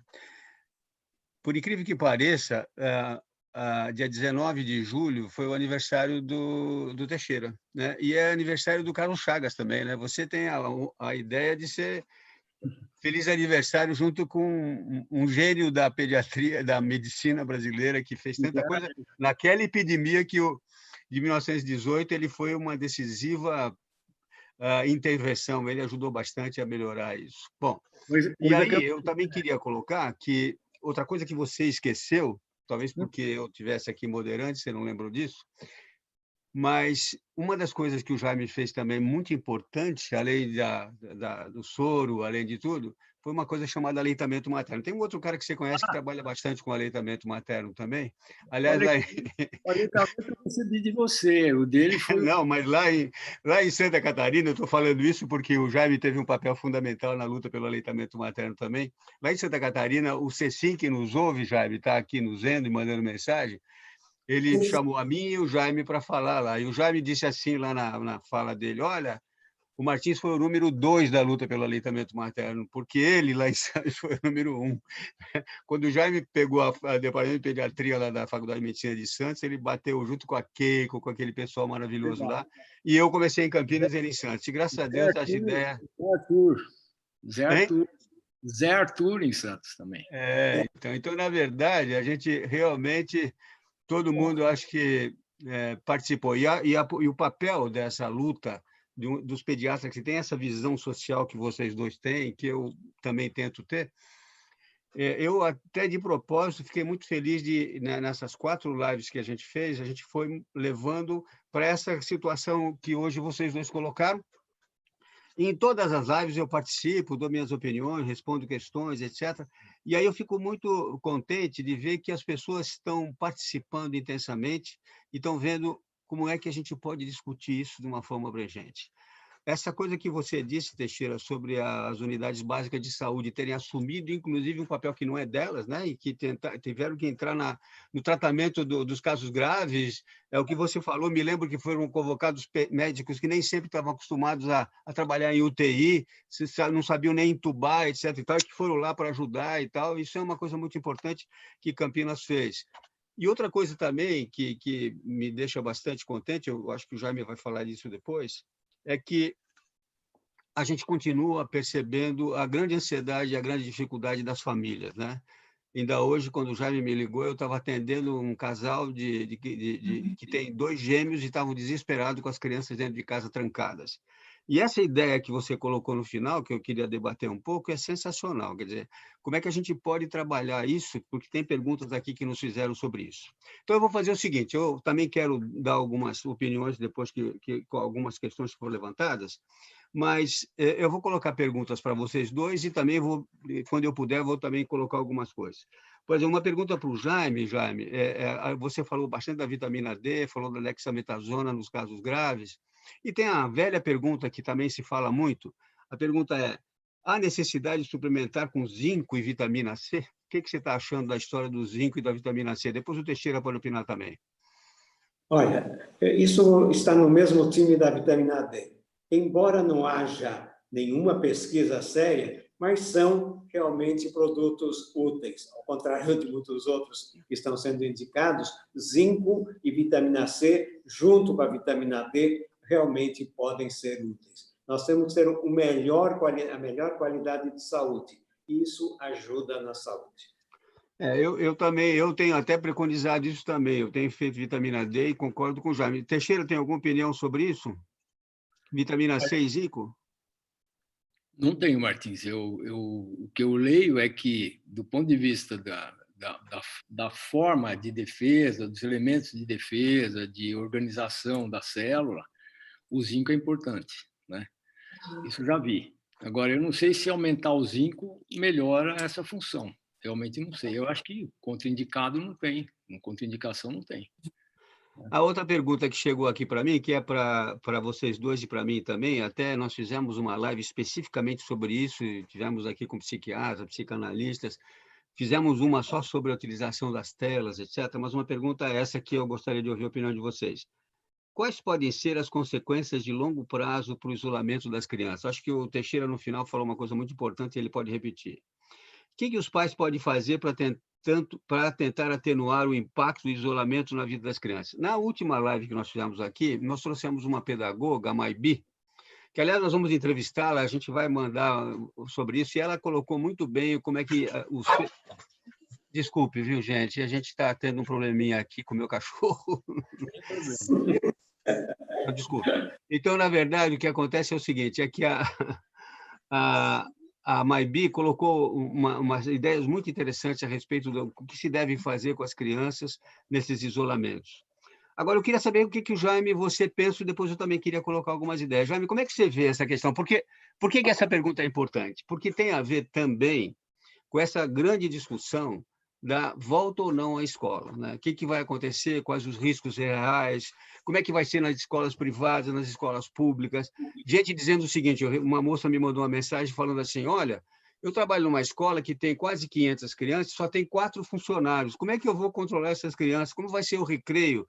Como é que eles vão comer? Como é que eu vou controlar a tal da máscara? Será que eles vão usar? Quem é que vai controlar isso? Então, eu acho que isso é uma coisa que envolve essa pergunta. Jaime, o que você acha disso? Olha, é difícil, né? Depende um pouco da experiência da gente, não sou psicólogo, mas o que a gente vê, será que o negócio é tanto assim? Tem um lado bom também. Tem crianças que nunca viram os pais, ou veem muito raramente, e agora estão com eles. Então, tem havido algum... Como em tudo na vida, né? A gente precisa ver o lado bom. Agora, não precisa, e aliás, eu acho que nós estamos chegando num ponto que não vai precisar tanto rigor no isolamento. Então, também cuidado para não agora ficar isolado um monte de tempo e agora não precisa mais. Isso é muito perigoso.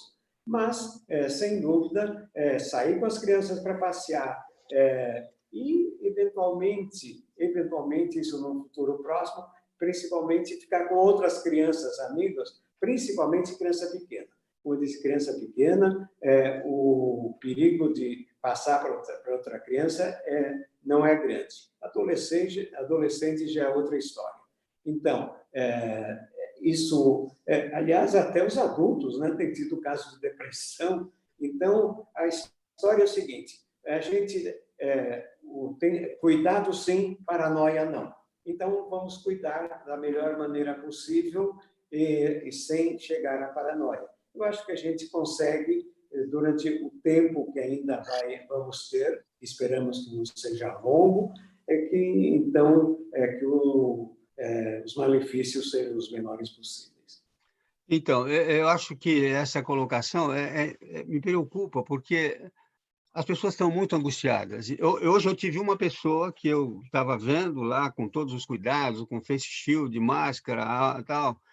Até você me ligou, eu estava de máscara, né? E ela me disse assim: olha, se voltar à aula, eu não vou deixar meus filhos irem, porque eu tenho medo, né? Porque eu tenho medo que eles passem, que eu tenho medo que eles peguem. E também, antes de você falar, eu assisti aquela live, aquela discussão com o governo de São Paulo falando sobre a volta. E aí professores da rede entraram e disseram assim: bom, mas eu sou obeso, eu tenho diabetes, eu tenho 60 e poucos anos, como é que eu vou lidar com essas crianças? Quais os riscos que eu vou correr? Como é que fica a minha situação? Então, na verdade, é muito complexa essa discussão, né? A gente põe as crianças... Hoje eu vi uma coisa também assustadora, provavelmente exagerada, pessoas fazendo o cálculo de quanto aconteceria, como em outros países aconteceu, com a volta das crianças à escola, com o aumento dos casos. É altamente assustador, porque as pessoas também falam qualquer coisa que assuste, nem sempre baseados em estatísticas reais, né? Então, Teixeira, como é que você vê essa questão? Você me colocou uma coisa interessante aí no final da sua fala, de que o vírus não atacou tanto as crianças, mas a pandemia atacou, no sentido de que nós não nos preparamos para fazer bem com as crianças. Fala um pouquinho sobre isso. O que você acha dessa volta à escola, dessa questão? Bom, eu penso que tem dois parâmetros, né? Decisões assim têm que estar balizadas de algum jeito. Se o parâmetro for perda de conteúdo formal, gap pedagógico, eu acho que isso aí é um problema. Eu acho que a gente deveria considerar que a gente vai fazer o melhor que dá, mas o mais importante, eu acho que é tirar as crianças do isolamento. Com segurança. Eu começaria com os filhos de quem tem que trabalhar, com os filhos de quem não tem com quem deixar o filho. Em creche, em pré-escola, em escola, em parquinho. Começa devagar. Ver como Você acha que bebês de menos de 2 anos também devem ser já colocados assim nas creches? Eu acho que Você sabe o que eu penso disso? Que eu acho que nos primeiros 1000 dias essas creches precoces com crianças que já têm imunidade baixa não é a melhor coisa, né? Não é, mas acontece que a mãe não tem com quem deixar. Eu não sei com quem que ela está deixando. Então, eu acho assim que a creche ela é um direito da criança e ajuda a mãe. Do ponto de vista imune, você sabe o que eu penso. Eu acho que a licença maternidade tinha que ser no mínimo de 1 ano, no mínimo. É a nossa luta, né? A gente luta muito para aumentar essa licença maternidade, que infelizmente ainda é pequena. Por conta disso, quer dizer, eu já até pensei em fazer um estudo, talvez orientar um mestrado, sei lá o quê, fazer essa conta. O que é que sai mais caro? Você ter creche para ou você deixar a mãe com a criança em casa e pagar uma parte do salário dela? Fazer uma licença maternidade temporária para agora, né? Para essas mães que têm bebês pequenos, né? Até melhorar. Eu não sei se creche é mais barato do que deixar a criança com a mãe. Eu não sei, ninguém fez essa conta. A questão que está vamos botar as crianças para a escola porque está perdendo muito tempo de ensino ou o problema maior não é esse, o que nós vamos resolver é isolamento das crianças, falta de se mexer, de brincar, etc. Eu penso mais nisso. Eu acho que a gente tem que considerar... Numa live passada, eu não sei se vocês assistiram, acho que até o Jaime assistiu essa live, ele me falou, Mas eu estava aqui com o Ivan Capelato, que é um psicanalista e psiquiatra, que, aliás, publicou até um livro comigo sobre cuidado, afeto e limites, tal, uma combinação possível. E o Ivan falava que ele achava que a criança tem o direito e o dever de se socializar. Nas crianças de menos de 2 anos, isso não é tão intensa, essa necessidade, porque eles ainda estão numa fase mais de ficar perto da mãe. Agora, a pergunta é, dá para fazer uma generalização? Assim, por exemplo, dia tal de tanto, todo mundo volta à aula. Você está dizendo que é uma coisa mais parcelada, né?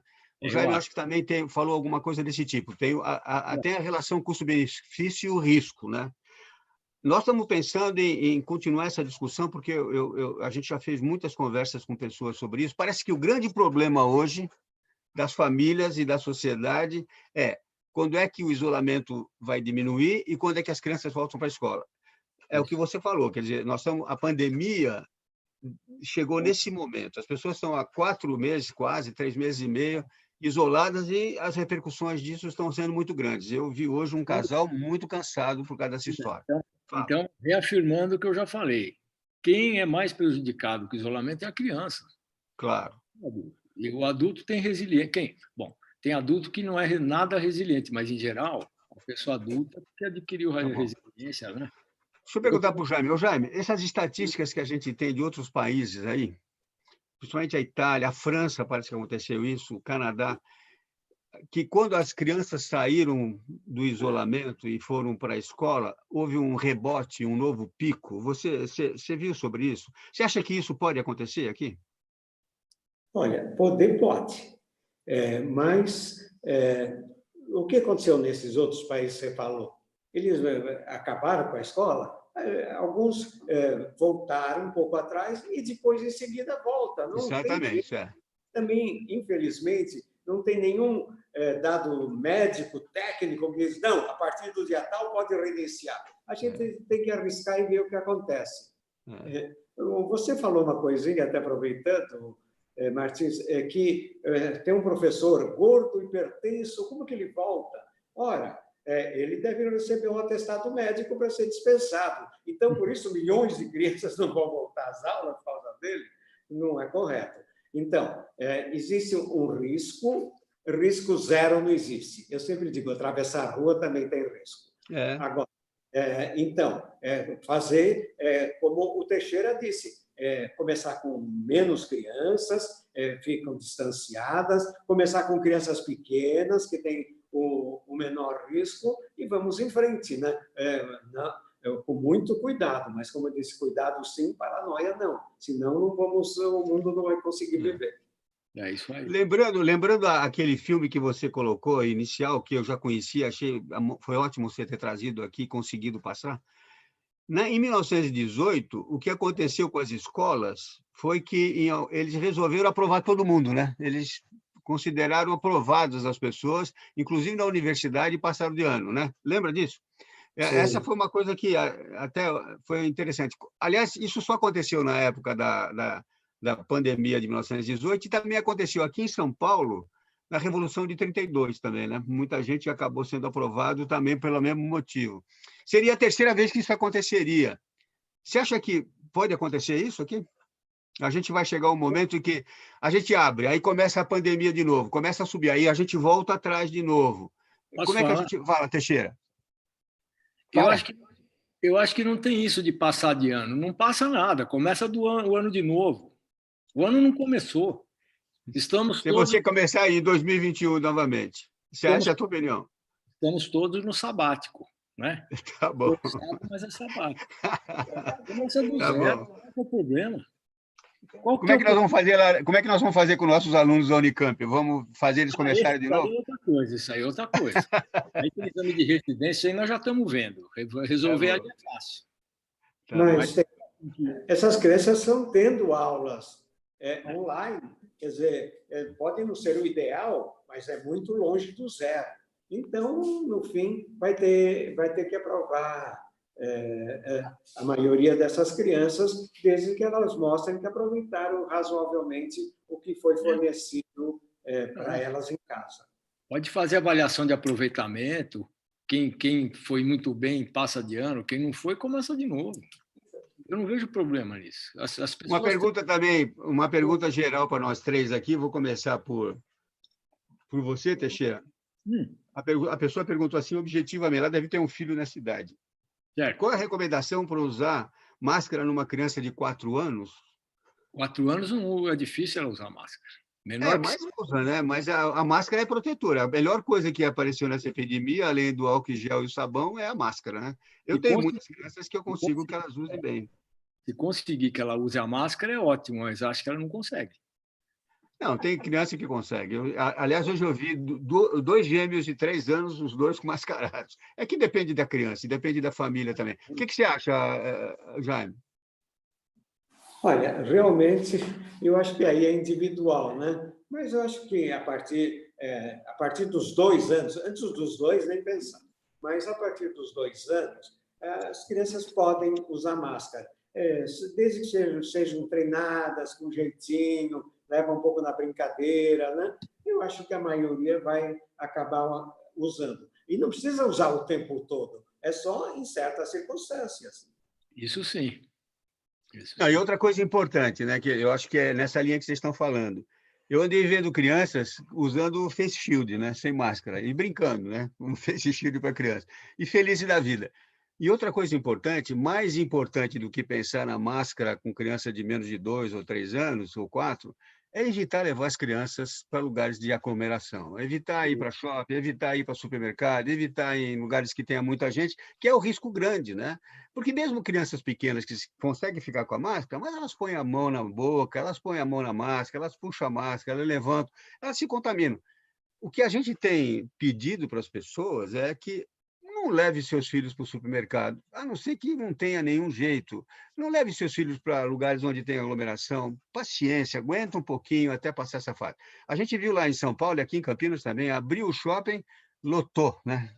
Parece que as pessoas estavam esperando assim, pronta para sair correndo e entrar no shopping assim que abriu. A 23 de março, lá em São Paulo, foi uma loucura quando abriu, né? Então, a gente não sabe bem o que vai acontecer. E eu acho, como já foi colocado aqui, que o problema não é aula, o problema é realmente isso que foi dito aqui pelo Teixeira e o Jaime concordou. Quer dizer, na verdade, as crianças precisam brincar, precisam se distrair.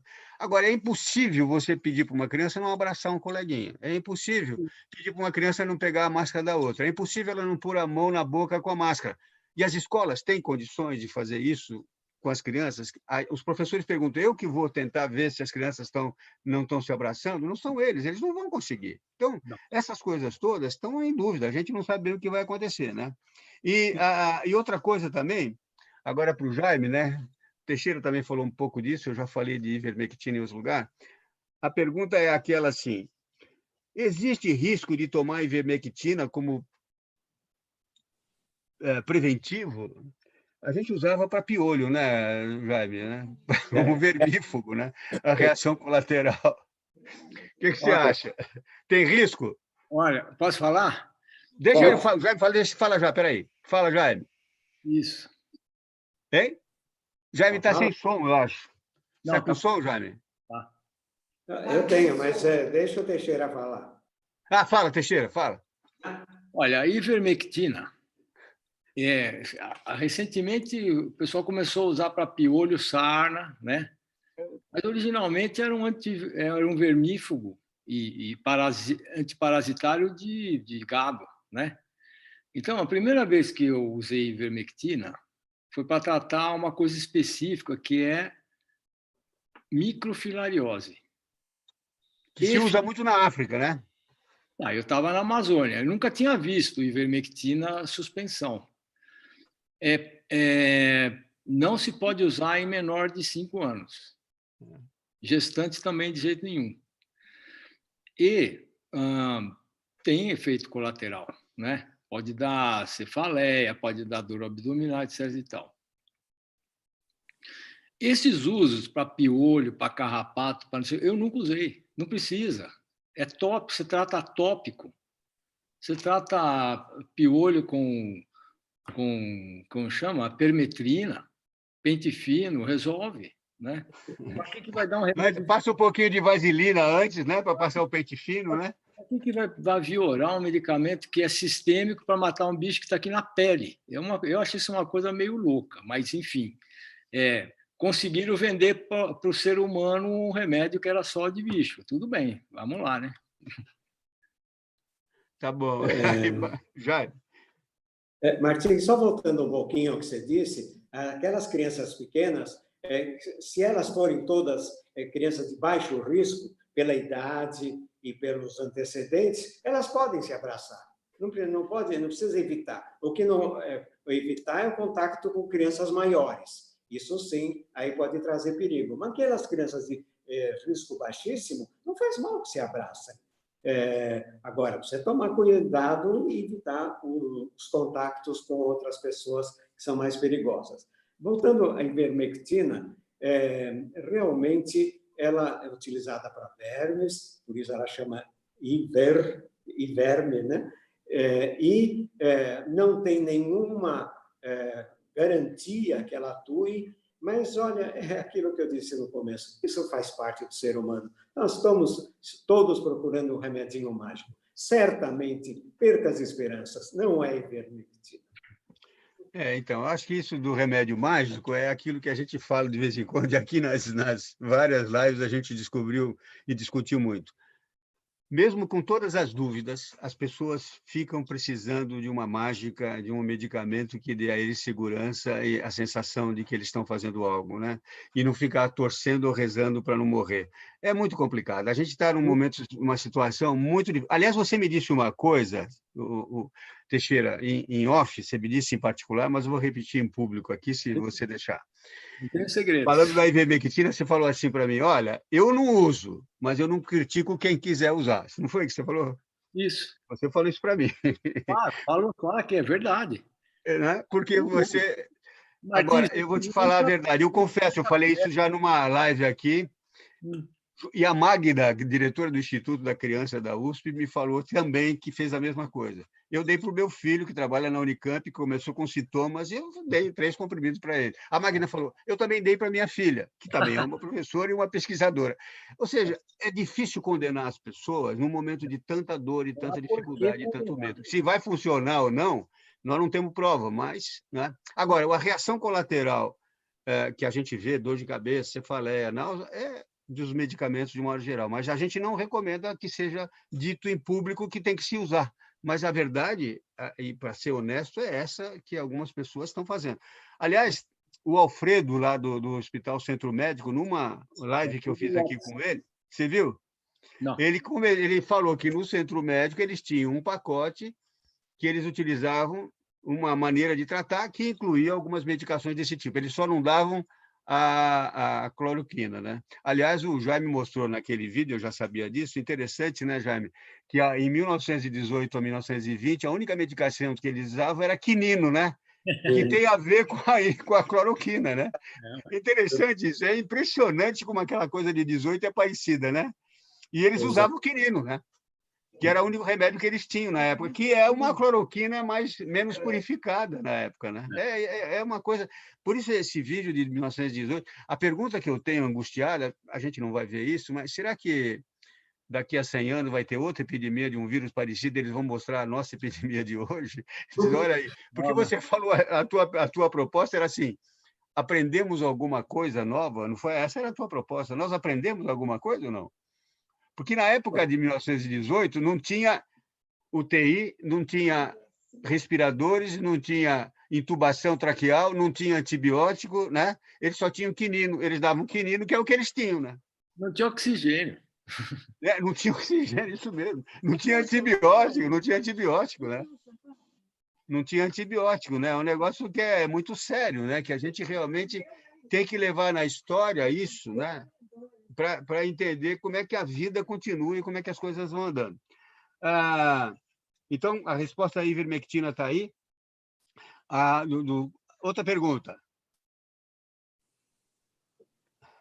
A pergunta que já foi discutida, o Condino, né, que é o nosso imunologista aí, que inclusive é o presidente do grupo de imunologia da Sociedade Brasileira de Pediatria, que esteve aqui com a gente, falou muito sobre o porquê que as crianças têm uma proteção, né? E aí repete uma pergunta aqui que é: o que de fato protege a criança do Covid-19? Existe algum estudo sobre essa proteção da criança com relação ao Covid? Jaime, alguma coisa? Não. Aliás, os estudos estão começando. Por enquanto, é só uma observação que surpreendeu, mas se confirmou. Teixeira. A suposição que eu sempre pensei nisso, né? Eu acho que a imunidade inata é pouco estudada, porque os imunologistas estudam as doenças imunes ou produção de vacina, ou imunidade contra tumor, é tudo imunidade adquirida. Eu acho que a criança tem uma imunidade inata muito mais eficiente do que a do adulto, eu acho. O que o Condino nos disse aqui, que eu andei lendo também, é que o quadro grave, agudo, nesses 10 ou 12 ou 15% de pessoas que ficam graves e que precisam internar, está associado à chamada tempestade de citoquinas, né? Que é aquela resposta do organismo à agressão e que dá aquela invasão danada e lesão pulmonar e fluidos, etc. E tal. E que, teoricamente, as crianças não responderiam tão intensamente porque não tem essa resposta inflamatória. Quer dizer, a resposta inflamatória pequena da criança acaba protegendo para não ter os sintomas graves que acontecem no adulto. Essa é uma explicação genérica que às vezes se coloca. E outra coisa importante provavelmente também, é uma coisa que eu aprendi com o Condino, que numa live que nós fizemos aqui, muito interessante, é que a gente fica procurando que as pessoas que se contaminaram, se tem a IgM aumentada, a IgG aumentada, ou a IgA. E é interessante que, mesmo que elas tenham, não há prova nenhuma que o fato de ter aumentado essas imunoglobulinas signifique defesa. É uma coisa impressionante. Não significa que essas imunoglobulinas realmente têm a capacidade de imunizar. Tanto é assim que estão aparecendo pessoas que estão se reinfectando, tiveram 2 vezes coronavírus, né? E que é uma coisa curiosíssima e que as pessoas estão se estudando. Em outros países, e aqui parece que já apareceram alguns casos, né?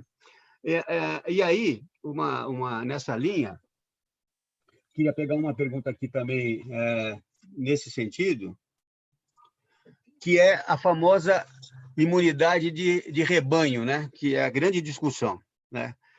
Agora, eu queria fazer um comentário para depois vocês pensarem e ver se vocês concordam comigo. É o seguinte, quando apareceu aquele começo de um aumento da incidência de sarampo, houve um estudo interessante que tentou entender por que alguns pais não vacinavam, houve alguns grupos que eram anti-vacina, etc., e a gente começou a ter sarampo. Naquele período, alguém estudou, nas algumas populações, qual era o total de pessoas imunizadas contra o sarampo. E na população, a quantidade de pessoas que tinham proteção contra o sarampo era maior que 80%. E mesmo assim, quando baixou a vacinação, algumas pessoas, as crianças começaram a ter. Olha, isso é uma coisa seríssima. Quando se fala em imunidade de rebanho, hoje em dia, a suspeita que a gente tem de pessoas infectadas no Brasil não ultrapassa 10%. Tem gente que acha que é 5%, que é 3%, que é 10%. Teoricamente, se a imunidade que a gente necessita for parecida com essa que a gente precisava no sarampo e que acabou tendo doença, mesmo com 80% de gente imunizada, a imunidade de rebanho não vai dar tempo de segurar essa barra. Vai levar muito tempo para a gente chegar em 80% de pessoas imunizadas naturalmente por contato de rebanho. E aí, a gente só tem uma saída, que é a vacina. E parece que agora a vacina de Oxford foi agora os primeiros testes que estão demonstrando que realmente ela está dando imunidade. Vocês concordam com essa coisa que eu falei? Eu estou muito... depois que eu li essas coisas e ouvi, eu comecei a achar que essa história de dizer, não, tem que ir para a rua para se imunizar, etc. e tal, baseado nesses estudos, isso vai demorar muito tempo. A gente não vai conseguir... Porque tem muita gente... Primeiro que tem gente que tem uma imunidade natural, a gente não sabe quem é, como já foi falado aqui. Segundo que tem gente que tem imunoglobulina pronta e parece que ela não funciona. Não necessariamente ela dá imunidade e tem gente se reinfectando. E terceiro, a gente está contando com a única coisa que parece que realmente vai funcionar para valer, que são as vacinas. Jaime, o que você acha? Olha, imunidade de rebanho seria o ideal. Qual é o custo disso? Um monte de gente que vai morrer. A gente pode fazer isso? Não é possível. Então, imunidade de rebanho seria ótimo, mas não é possível, vai morrer muita gente. Então, a solução é aquela que eu falei, é vacina. Nós que somos torcedores de futebol, vamos torcer pela vacina. Os religiosos, eu peço que rezem toda a noite pela vacina. Então, Martins, Fala o que você tem a falar da imunidade de rebanho. eu penso o seguinte, que a gente não sabe, e eu falei isso no slide aí, quantas pessoas são suscetíveis à infecção. Exatamente. Se a gente acreditar que a imunidade inata é a mais importante, por isso protege a criança, pode ser que muita gente nunca infecte. E a gente não sabe quem são. E aí, pode ser que você precise de 30% de pessoas infectadas para criar uma imunidade de rebanho, porque tem um monte de gente que não vai infectar. Então, a gente está longe de entender, né, a dinâmica populacional do vírus. Acho que está longe de entender. Com relação à vacina, eu acredito que essas duas, pelo menos, que estão aí na linha de frente, que é a de Oxford e a chinesa, que estão aqui testando, elas vão proteger, em alguma medida. Né? Eu não tenho dúvida. Eu acho que a partir de metade do ano que vem, até antes, talvez, já possa ser ofertado. O que a gente não sabe é em que medida protege, nem por quanto tempo. Então, eu acho assim que, para reduzir drasticamente o risco, vale a pena você usar uma vacina, mesmo que ela dure 1 ano, como é a da gripe. Né? Não tem mal nenhum nisso. Vai usar para criar exatamente esse efeito de segurar, né, uma população bem protegida. Eu acho que essa é a aposta. Eu acho que talvez até antes de 1 ano consiga. Mas até lá, a vida é essa. Não vai ter como sair da pandemia. A pandemia está aí. Então, tem esse efeito da pandemia que a gente vai ter que achar os caminhos por onde a gente consegue se movimentar melhor do que agora, mas não vai ter como sair. Eu estou convencido de que usar máscara até o fim da vida. Está chegando perguntas aqui, a de sempre, né? Tem as pessoas que estão defendendo a ivermectina, dizendo que tem trabalhos mostrando e tal. O Lúcio Lemos colocou assim: tem medido a carga viral 40 a 72 horas depois da ingesta de ivermectina e essa pessoa demonstra a diminuição drástica da carga viral como preventivo. Mostrou alguns funcionários que tomaram e tiveram a Covid. Aí tem uma pessoa que o Jaime conhece, chamada Ilana. Conhece, Jaime? Ela fala assim: parabéns aos 3. Vocês conseguiram prender a atenção tanto dos profissionais como dos leigos. Um beijo para esse careca charmoso que, por acaso, é o meu pai. A Ilana. Quem que é a Ilana? Quem que A Ilana é minha filha. Eu tenho sua 4 filha. filhos. Falta a Júlia se manifestar, viu? A minha filha não vai se manifestar, que está longe, está lá nos Estados Unidos, mas a Júlia já está assistindo a gente, viu, Teixeira? E a Ilana é filha do Jaime, né? E a Elisa... Agora, olha, quanto a ser careca, eu concordo. Agora, ser charmoso é uma decisão sua, viu? Isso você tem que pensar mais. Martins, Oi. voltando a essa questão da indicação da ivermectina, eu gosto de dizer, eu falei para você, vou falar de novo. Eu não uso nem para piolho. Eu não uso. Eu, Teixeira, uso para filariose, oncocercose, talvez para Berne, porque para Berne funciona. É bom dizer o que é a filariose. É uma doença grave, né, que é muito endêmica lá na África, né? E essas coisas da ivermectina, é interessante a história.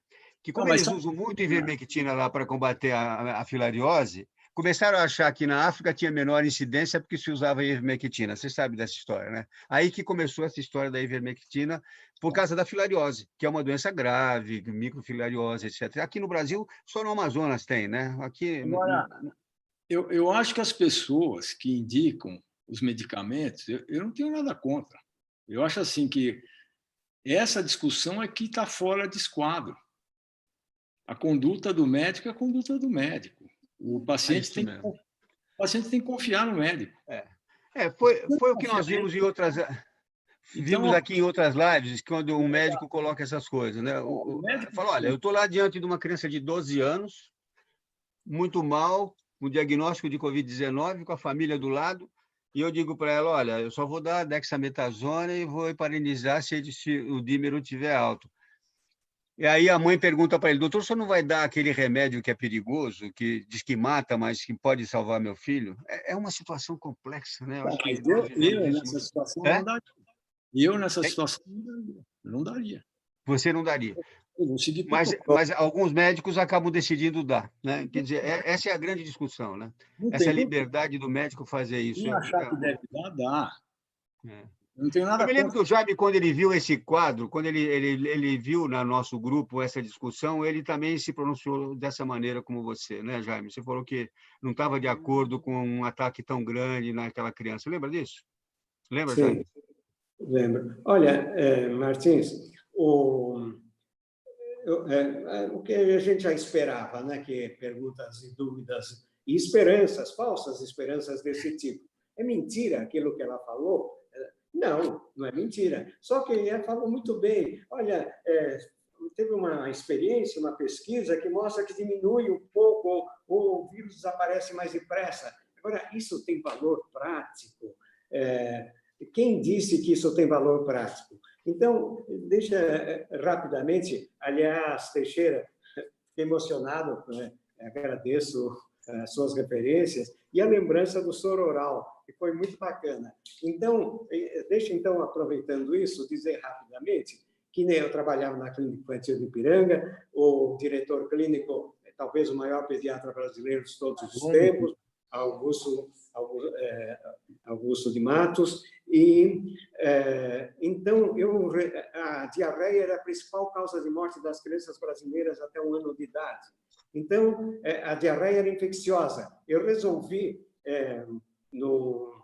fazer uma coisa que mudou toda a minha vida, aliás, por isso acho que eu estou aqui hoje, que é descobrir que antibiótico seria bom para matar a bactéria. Primeiro precisava saber qual era a bactéria, né? Nós descobrimos, junto com a colaboração do professor Trabulsi, da Faculdade de Medicina da USP, nós descobrimos qual era a bactéria. Chamava Escherichia coli enteropatogênica, conhecida pela sigla de EPEC. A maioria dos que estão assistindo diz, eu nunca ouvi falar nessa bactéria. Tem razão. Sabe por quê? Com o progresso no Brasil, ela praticamente desapareceu. Mas a gente lê e ouve coisas que estão acontecendo hoje na China, em lugares pobres da China, da Ásia e da África. Lá continua tendo diarreia mata. E qual é a bactéria? Escherichia coli enteropatogênica. Bom, mas então eu fiz umas pesquisas muito adiantadas para a época, o jeito de fazer pesquisa, duplo cego, grupo controle, placebo. Então, e aliás, pelo que a gente vê, muito adiantadas, infelizmente, para hoje mesmo. As primeiras, quando nós fizemos as primeiras pesquisas, e a gente fazia 2 grupos, tinha que ter pelo menos 30 em cada grupo, que até hoje é considerado um número mínimo, quando é feito esse trabalho com grupo controle. Os primeiros resultados davam a impressão que antibiótico era bonzinho, viu? Mas não dava a certeza. E nós fomos continuando, até chegar no número 1000, exatamente 1000, que era o que a gente queria. Aí, as pesquisas foram examinadas por especialistas, matemáticos, em análise estatística, e qual foi o resultado? O antibiótico não servia para nada. Foi aí que depois nós fomos para Santos, exatamente nessa época, e já que e lá encontramos a mesma situação, de alta mortalidade pela diarreia. Então, em vez de antibiótico, começamos o que, Martins? O estímulo ao aleitamento materno. Nós começamos lá, o Martins começou em outros lugares, mais ou menos na mesma época, e com o estímulo ao aleitamento materno, nós mudamos a situação da população lá de Santos, e o Martins ajudou a fazer também em outros lugares. Então, antibiótico não, aleitamento materno sim. E eu queria pedir licença, na Folha de São Paulo de hoje, tem um artigo escrito por um matemático que chama Matemática Rica em Paradoxos. E olha o que ele diz. A moral é que, a partir de suposições falsas, é possível chegar a qualquer conclusão, usando a lógica mais perfeita. Olha, então, isso explica esses trabalhos. Eles fazem trabalhos corretos, mas partem de premissas falsas. Ou as consequências não são aquelas. Não adianta dizer que diminui em um dia a excreção de vírus. Isso vai ter importância prática? E ele termina assim: essa lição vale para a vida toda. Só que a gente geralmente não aproveita a lição, né? Bom, gente, olha, nós estamos chegando quase no final do programa, né? O pessoal já está me dando sinal aí que a gente precisa ir fechando, até que nós extrapolamos um pouquinho. E acho que a gente falou de muita coisa interessante. Gostei muito dessa fala final do aleitamento, né? Teixeira esqueceu de falar do aleitamento, viu, Jaime? Eu vou puxar a orelha dele, porque eu cobrava dele isso, viu? Vou contar a história do surf aqui, hein? O professor Martins foi quem me introduziu ao aleitamento, professor Jaime, eu falei das outras coisas. Ué. Não, eu introduzi o aleitamento, mas o Jaime foi fundamental também no aleitamento. A gente andou pelo Brasil inteiro. E havia época que eu e o Jaime andavam de malinha falando de aleitamento materno pelo Brasil inteiro, aí, né? Do Oiapoque ao Chuí, né? E outra coisa que é fundamental, que é a rede de leite, de bancos de leite humano nesse país, que nós trouxemos, na época, o nosso querido companheiro lá, engenheiro de alimentos, lá, que está lá no Rio de Janeiro e que montou aquilo maravilhosamente bem, e que ajudou a ter, para as mães que estão com dificuldade, mães de prematuros, a ter leite sobrando para elas nas maternidades que têm banco de leite. Eu acho que, e aqui na epidemia de coronavírus, a gente tem lutado muito para dizer para as mães: amamentem, continuem amamentando. A melhor remédio para a Covid-19 em crianças pequenas e bebês é leite humano. Certeza. Né? Certeza. É fundamental. Eu queria aproveitar a oportunidade, antes que eu esqueça, de agradecer ao Albert pela ajuda. Albert, eu estava preocupado, você foi ótimo, não vou esquecer. Também quero agradecer a você, Teixeira, o que você falou de mim. E é interessante, aliás, isso é mérito do Martins, nós fomos complementares, né? Eu fui um pouquinho, acho, mais emotivo, e você foi mais rigorosamente objetivo, então as duas coisas se somaram, valeu a pena, foi muito bom estar com você. E quanto ao Martins, olha, você... engraçado, eu não costumo dar parabéns, nem quando o sujeito faz aniversário, mas você, Martins, está de parabéns por esse programa maravilhoso que você está desenvolvendo. Muito obrigado. A gente está trabalhando junto com muitos amigos aí, fazendo coisas boas. E você sabe que tanto você como o Teixeira, eu vou continuar trazendo para... Aliás, vou te entrevistar logo, nós vamos fazer uma entrevista com você sobre o papel dos pediatras no Brasil. E Teixeira também é um cara que eu respeito muito. A única coisa do Teixeira é que ele é surfista, sabe? Ele, às vezes, não pode dar entrevista porque ele está surfando. Diz ele que ainda surfa. Eu não acredito muito, mas ele diz que ainda surfa. Ele vai lá, some e vai surfar. Bom, eu queria agradecer muito. Eu queria agradecer antes. Você vai encerrar, eu quero, antes de você encerrar, agradecer. Fala. Pode falar, Teixeira. De novo, a oportunidade de fazer par aqui com o professor Jaime. Eu falei só essas duas coisas, porque são coisas que me impactaram pessoalmente. O aleitamento materno foi Martins que me falou, mas eu sei que o professor trabalhou com aleitamento materno, conheci o trabalho dele lá em Santos. Não é porque eu sou surfista, mas é porque eu conheci o pessoal de Santos. Não, mas além de surfista, você é um bom pediatra, viu? Eu espero que você seja tão bom surfista quanto pediatra, viu? Quanto você é como bom pediatra. Mas eu e ele temos uma história sensacional de surf, que um dia eu conto, não posso falar em público aqui, a não ser que ele me autorize, né? Mas... É lenda, é uma lenda. Pode falar ou não? É lenda, né? Tá bom. Olha, então eu queria realmente a Ioneia aqui pedindo para parar a reunião. Eu então quero agradecer àqueles que assistiram, né? E eles tenham aproveitado, e não precisa concordar com tudo que nós falamos, mas deve despertar o raciocínio e a maneira de pensar e assim tomar melhor atitude. Exatamente. Eu acho que valeu, muito obrigado. Obrigado, Jaime. Obrigado, Teixeira. Lembra disso, seu aniversário foi junto com o Carlos Chagas, 19 de julho. Você não sabia? Eu não sabia.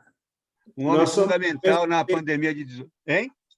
Nós somos o mesmo signo, viu, Teixeira? Também. Que dia que é o teu aniversário, Jaime? Que dia que é o teu? 7 de julho. É, tá ótimo, então. Gente, um beijo para vocês. Muito obrigado. Obrigado a todas as pessoas que nos assistiram. Grande abraço. Vamos continuar trabalhando.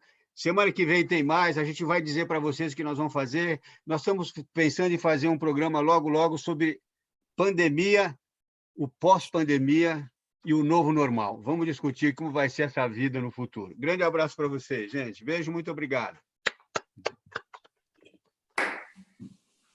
Clica no botão.